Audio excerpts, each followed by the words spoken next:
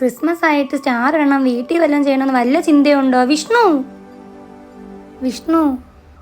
എന്തുവാ വീടൊക്കെ നമുക്കൊന്ന് വൃത്തിയാക്കിയാലോ? ക്രിസ്മസ് ഒക്കെ അല്ലേ, ആരെങ്കിലും ഒന്ന് വന്ന് കേറിയാലോ?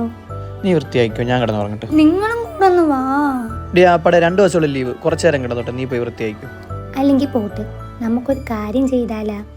ഈ തവണ എൻ്റെ വീട്ടിൽ ക്രിസ്മസ് കൊണ്ടാലാ? അതിനെന്താ, നീ ഒരുങ്ങ്, നിന്നെ ഞാൻ കൊണ്ടാക്കാം.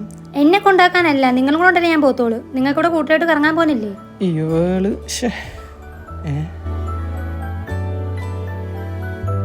ചേട്ടാ, അമ്മ കേൾക്കുമ്പോ അതിനും തന്നോട്ട്.